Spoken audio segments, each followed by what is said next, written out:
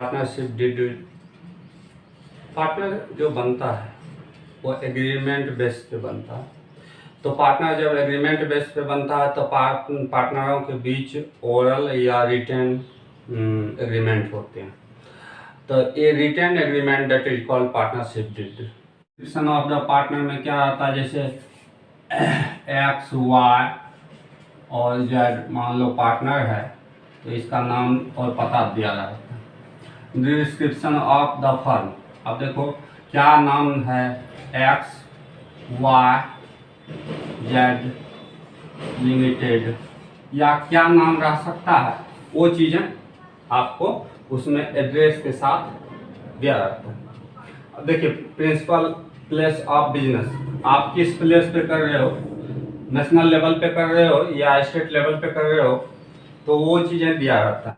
Communicate of partner, यानी कि partnership किस डेट से आप मतलब चलाना चाह रहे हो। कैपिटल कंट्रीब्यूशन, कैपिटल क्या रहेगा, इक्वली रहेगा या अनइक्वली रहेगा। इंटरेस्ट ऑन कैपिटल, देखिए ये चीज़ें महत्वपूर्ण है, इसको ध्यान रखिएगा।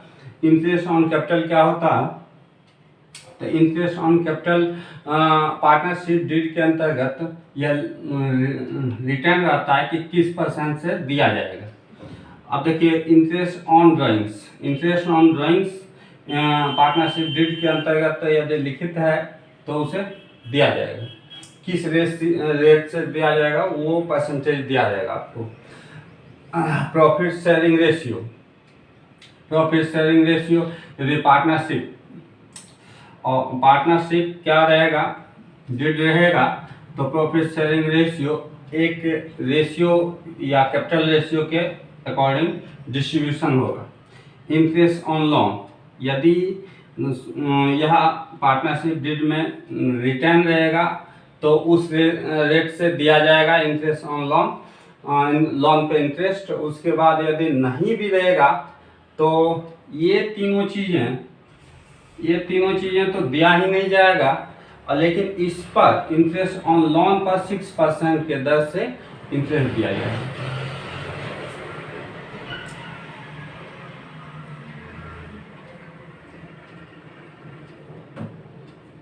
अब देखिए एक चीज़ें और ध्यान रखिएगा, रेम्यूनरेशन ऑफ पार्टनर, यदि पार्टनरशिप डीड शामिल है तो उस स्थिति में आपको सैलरी भी मिल सकता है, कमीशन भी मिल सकता है, अदरवाइज और कुछ यदि है बोनस वगैरह तो वो भी मिलेगा। लेकिन पार्टनरशिप डीड अब्सेंस रहने पर इसको कुछ नहीं मिलने वाला है पार्टनरों को। वैल्यूएशन ऑफ गुडविल, यदि रिटायरमेंट कर रहे हैं या एडमिशन हो रहा है पार्टनरों का, या डेथ हो रहा है या डिजुलेशन हो रहा है, तो फर्म का क्या निकाला जाता है, गुडविल निकाला जाता है। किस तरह से गुडविल निकाला जाएगा, ये चीज़ें उसमें रिटर्न रहता है पार्टनरशिप डीड में। सेटलमेंट ऑफ देखिए वैल्यूएशन ऑफ एसेट्स, अब रिकॉन्स्टिट्यूशन के अंतर्गत किस तरीके से एसेट्स का वैल्यूएशन किया जाएगा, वो चीज़ें।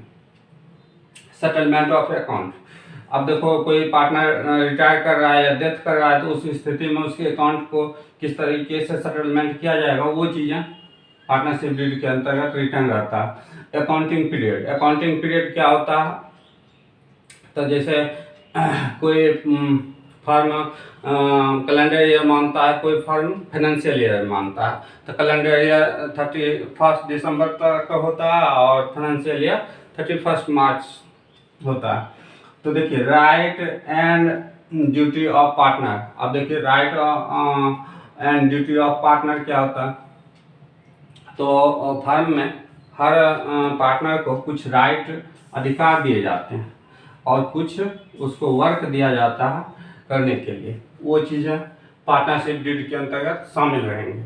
डेथ ऑफ पार्टनर, अब कोई पार्टनर डेथ हो गया तो उसके एक्सिक्यूटर को जो उसका हिस्सा होगा वो मिलेगा। सेटलमेंट ऑफ डिस्प्यूट, अब कोई पार्टनर के साथ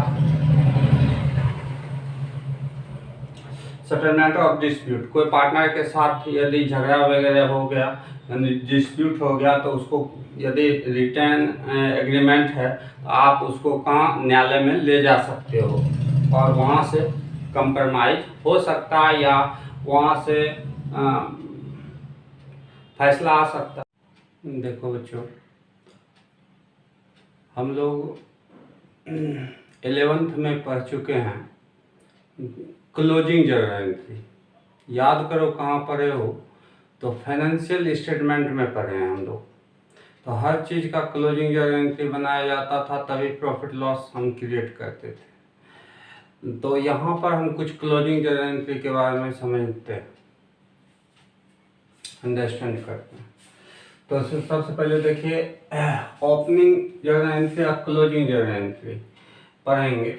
उससे पहले एक चीज़ और ध्यान रखना है कि जैसे फाइनेंशियल स्टेटमेंट में आप क्या बनाते थे, ट्रेडिंग अकाउंट बनाते थे, प्रॉफिट लॉस बनाते थे, बैलेंस शीट बनाते थे।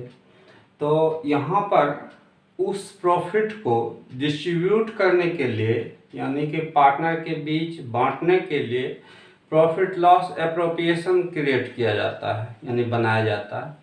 तो उसके लिए जर्नल एंट्री हम बहुत सिंपल है, आप लोग बिल्कुल आसानी से सीख सकते हो और इसमें कुछ ज़्यादा टफ चीज़ें है नहीं जो प्रॉफिट लॉस एप्रोप्रिएशन आप नहीं सीख सकते हो, बिल्कुल इजी है।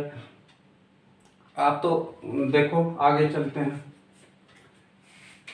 जैसे देखिए कहता है interest on partners capital. Interest on partners capital, अब यदि पार्टनर यानी कैपिटल पे इंटरेस्ट चुकाया जाता है तो वो फर्म के लिए क्या है, एक प्रकार का एक्सपेंस है।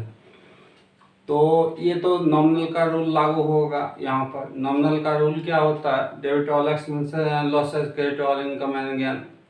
जो भी इनकम होते हैं या प्रॉफिट होते हैं उसे क्या किया जाता है, क्रेडिट किया जाता है। जो भी एक्सपेंसेज होता है या लॉस होता है उसको क्या किया जाता है, डेबिट किया जाता है। तो देखिए उसी के अकॉर्डिंग है। जैसे कि देखिए फर्स्ट है interest on capital. Interest on capital पे चार्ज किया जाएगा तो interest on capital account debit to partners capital account. ये क्या होगा, ये ओपनिंग जर्नल एंट्री होगा, ठीक है। अगला देखिए इसी का क्लोजिंग जर्नल एंट्री।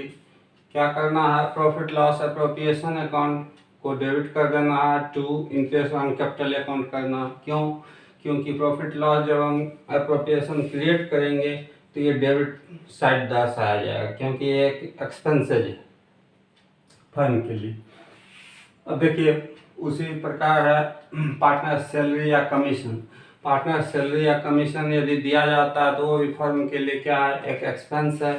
तो पार्टनर्स सैलरी या commission account debit to partners capital account. इसका क्लोजिंग जर्नल एंट्री जब बनाया जाएगा तो partner profit loss appropriation account debit to partners salary और कमीशन अकाउंट, ये क्लोजिंग जर्नल एंट्री होगा। नेक्स्ट देखते हैं। अब देखिए यदि कोई पार्टनर कुछ ड्राइंग्स किया है फर्म से तो और उस पर इंटरेस्ट आ रहा है तो वो फर्म के लिए क्या है, प्रॉफिट। तो जब अभी हम नॉमिनल का रूल बताए थे आप लोगों को कि debit all expenses and losses, credit all income and gain. तो देखिए इंटरेस्ट जब आएगा, ठीक है, पार्टनर, तो उस स्थिति में क्या करेंगे, पार्टनर्स कैपिटल अकाउंट डेबिट करेंगे तो और टू इंटरेस्ट ऑन ड्राइंग्स करेंगे। जब इसका क्लोजिंग जर्नल एंट्री बनाएंगे तो क्या करेंगे, interest on drawings account debit करेंगे to profit loss appropriation account होगा। क्यों, क्योंकि ये क्रेडिट साइड जाएगा प्रॉफिट लॉस एप्रोप्रिएशन की।